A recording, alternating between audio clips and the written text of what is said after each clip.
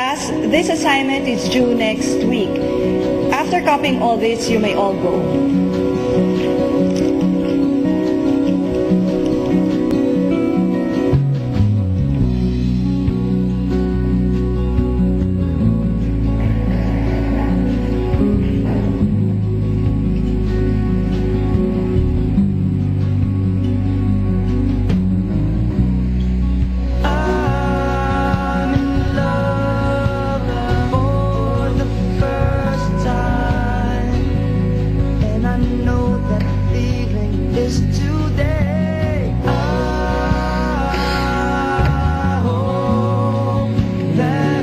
Don't worry, I'll help you with that. And while you're here, I'll be your Filipino tutor. You're really my hero. So, are you okay now after talking to your mama? Siyempre, may halo pa rin ka ba? Kasi hindi mo alam kung ano yung susunod na mangyayari sa kanya eh. Pero ngayon, mas naliwanagan ako kung bakit niya ako iniwan. Alam ko kasi, mahal ako ng mama ko. Mahal din ako ng daddy ko, kahit hindi kami close. Sorry. That was so insensitive of me. I should have talked to you in English. Sorry. No, it's okay. I understand for Tagalog, but not deep Tagalog words. How come? When I was little, we had a Filipina made in Korea. I was very close to her. She was the one who made me listen to Sharon Cuneta's album. Even also other Filipino singers like Sheryl Cruz, Tina Paner. Yes. Tina Paner. And Regine Velasquez, Marilyn Reynes, and many more. I see. I guess that's the reason why you like music. Pero, itutuloy mo pa ba yung pagkuha mo ng music lessons? I plan to enroll next semester after I finish my language class. Anyway, going back to Michelle, our Filipino maid, she teach me my favorite Tagalog phrases. Ano yun?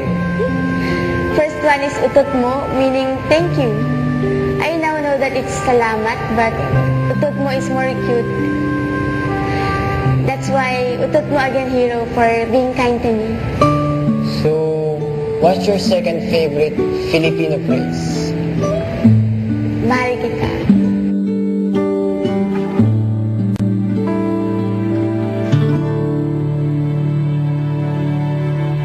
Mahal kita. But of course, I cannot say that to you.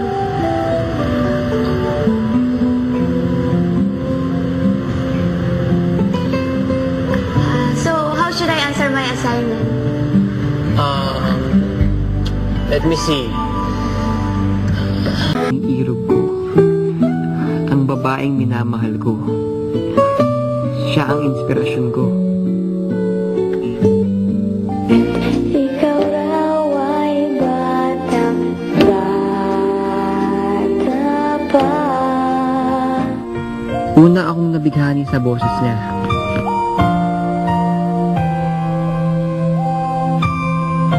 Naganda na rin ako sa kanya nung una ko siyang makita, si Sandy.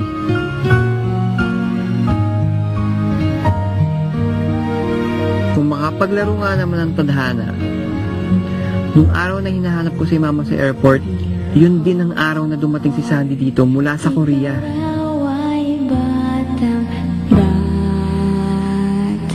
Biruin mo pa, siya rin pala yung sinasabi ni Michelle na krung-krung na foster sister niya.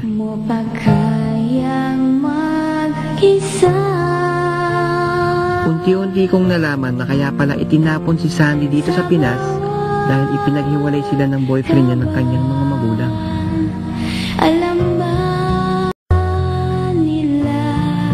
Pero sadyang maliit ang mundo para sa amin.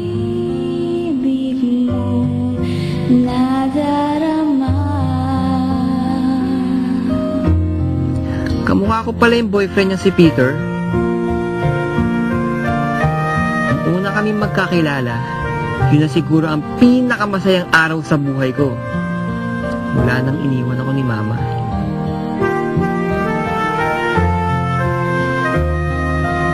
Ngunit bigla na lang nagalit si Sandy sa akin. Nalaman niya kasing ipinagpalit siya ni Peter sa ibang babae at dahil na magkamukha kami ni Peter, naalala niya sa akin ang pagtataksil nito. I don't want to see your face anymore! Get out! Sandy! Sandy! Kahit sa ayaw at sa gusto ng parents niya, ginawa ni Sandy ang lahat No ticket, no entry.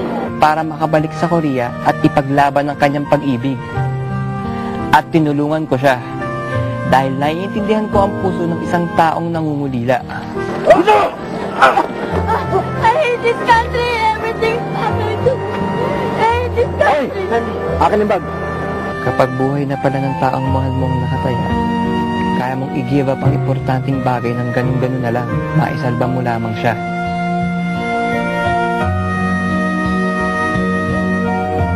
Ginawa ko ang lahat para makalimutan niya ang sakit na nararamdaman. At para na rin maiparamdam sa kanya na magkaiba kami ni Peter, kahit na kailangan magsuot pa ako ng maskara. Na kapag may gusto kang kalimutan, lagay mo daw ang luha ko sa bote. At At naniwala ako. Sa wakas, nakalimutan na rin ni Sandy si Peter. You're a hero! Not Peter! You're a hero! The magic worked for me, hero! I'm happy for you, Sandy. How about you? The magic worked for you? Yes.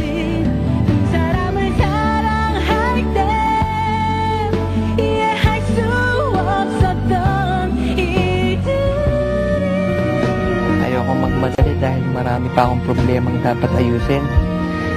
Pero Sandy, hihirap kita, Sandy. What do you mean by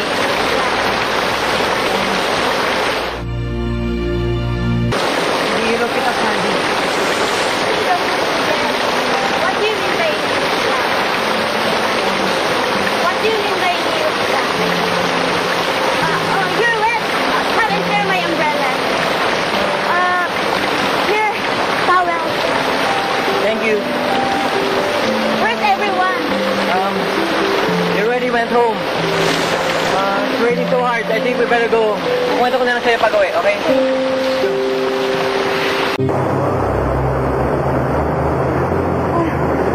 You sure you want come inside? No, dito na lang ako. Okay na, uwi na rin ako kasi baka ano na nangyayari sa bahay.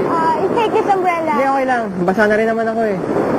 Okay, you take care. Sige. Good Bye-bye. night. Salja, bye-bye.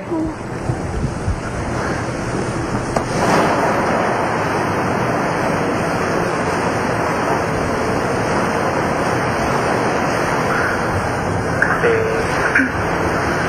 ikaw Hindi kami nahintay. Sino bakit sa'yo? hihirap kita. It's okay. Hero told me what happened. He bring me here. It's all my fault. Kung hindi ako nagpanggap na si Ina, hindi mo din-discover ni Mitch, at hindi bigyan ng kulay ni John sa friendship namin. Hihirap I don't know what to do. kasi Lahat naman na to, ginawa ko lang naman. Because, ikaw hihirap kita, Sandy. yes, hihirap ko siya. What? Hindi mo boses yan? Hero, who teach me Filipino words, remember? OMG, I can't breathe! You want CPR? No, Sandy! Hero just told you hinihirap kita. Do you know what that means? I don't know. Hero just told you that he hurts you. He's secretly courting you, Sandy.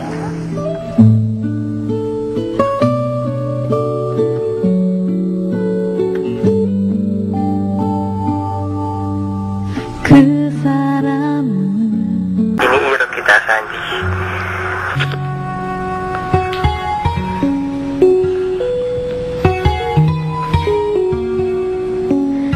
Totoo kaya? Hero loves me?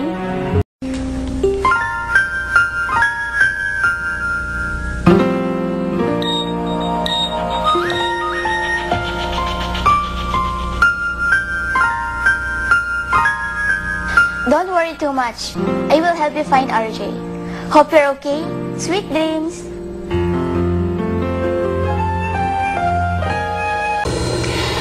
last, he's asleep.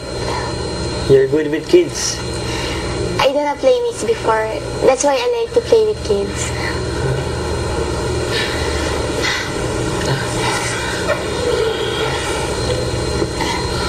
Sorry nakulong pa tayo dito. This is not your fault. Hindi. Kasalanan ko eh. Kahit ano pa ilagay ko sa isip ko na hindi ako yung nakasabit sa pamilya nila, tama pa rin sila. Kasalanan ko kung ba't nagrebelde at lumaya si RJ. At kapag may mangyaring masama sa kanya at masira yung pamilya nila, hindi ko mapapatawad yung sarili ko. I don't understand. Very deep Tagalog words. Like, inihiro kita in recorder. I said, inihiro kita in your recorder? Yes, and I know what it means. Anong gagawin ko? Sasabihin ko na lang na, oo, Sandy, mahal kita. Hindi pa ako buo ngayon eh. Siguro hindi tama na nagtitake advantage ako. Paano na yan? I know what it means, Hero. It means... I'm pretty! You're right, Sandy. Inihiro kita means maganda ka. Paumanhin, Sandy. Pero hindi pa nakukul sa ngayon eh. Siguro, pag nakisama na yung panahon, masasabi ko na yung tunay na nilalaman ng damdamin ko. 네가 사실대로 말 못하는 데는 다 이유가 있겠지.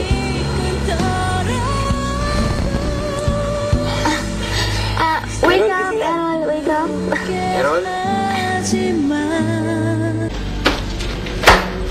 Uy, paano kanino yan? I prepare food for Hero. We'll search again tomorrow.